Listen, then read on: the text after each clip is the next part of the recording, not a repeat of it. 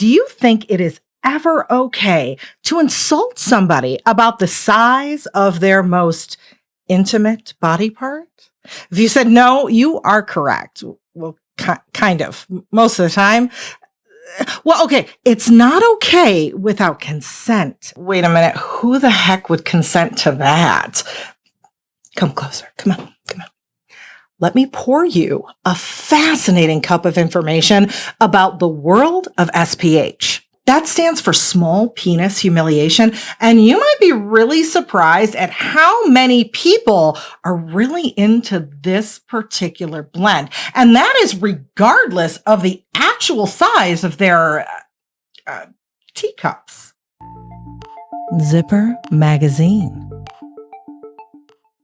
Hi, I'm Sunny Megatron, clinical sexologist, kink educator, and editor-in-chief of the kink education-focused Zipper magazine. Welcome to Zipper's little primer on SPH. Small penis humiliation, or SPH, falls under the umbrella of BDSM, and specifically, it's considered erotic humiliation. SPH is a form of play where verbal insults or symbolic gestures are used consensually to mock, belittle, or humiliate somebody about the size of their member. Like many kinks, SPH isn't just about the unpleasant insults that we see on the surface. People are drawn to it for an infinite number of very individual reasons. Some of those reasons do share common emotional themes.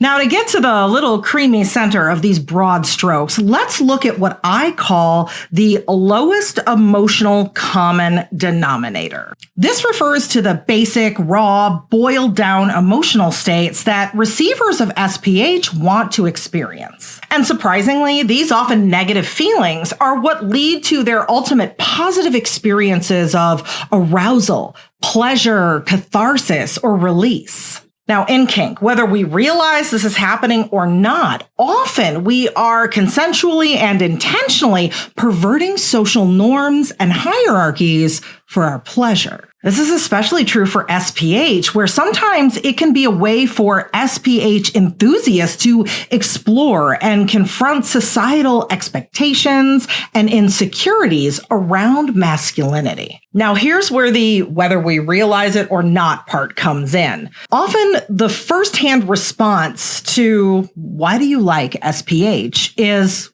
I don't know, there's just something about it. It gets me going. It's hot. I don't know why. I like it. And there you have the paradox of arousal. That's that very natural part of human nature where sometimes things that are negative in our day-to-day, humiliation, disgust, fear, etc., can sometimes become the hottest things ever under the right circumstances. You know what I'm talking about if you've ever fallen down a late night tornado and the next day cringed at your search history. Another common theme in SPH is power dynamics. SPH is often about surrendering power, about being vulnerable in the face of another person's judgment, and often the consensually humiliated person finds pleasure in relinquishing their own control. But why would somebody enjoy something that's so miserable? Well, SPH can actually be therapeutic for some people. Kink caveat time. Even though kink can sometimes be therapeutic, it is not therapy, nor should kink be used as therapy. But can something be playful and recreational and erotic and also be therapeutic? You betcha. A consensual SPH scene can be a safe container where we can explore the pressures of and roundabout pleasures of societal norms and our own personal insecurities.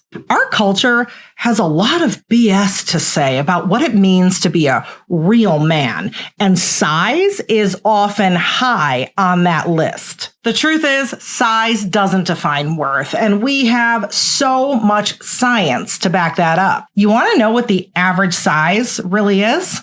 A little over 5 inches. That surprises a lot of people, considering how obsessed we are with BDE or big dick energy, or the insults that we hear people throw around, or what we're seeing in adult entertainment. But it turns out none of that is a reflection of reality. And what it does is it skews our perceptions, our expectations, and fuels our insecurities. Many men and people with exterior anatomy grow up thinking, what if I don't measure up? There's locker room teasing and bullying and insults. And whether you were on the receiving end of those insults or just a bystander watching it happen to other people, those things leave an impression, and sometimes they shape who we are. Now, here's the interesting thing. From what sexologists and researchers can tell, because there's not a whole lot of research behind this, but it appears as if the size distribution among SPH enthusiasts pretty much mirrors the same size distribution amongst the general population. And that makes sense. The insecurities and dysphorias that we might feel don't always correlate to what our actual body looks like. That also explains why those who have water bottles might be just as into SPH as those who have dainty little teacups.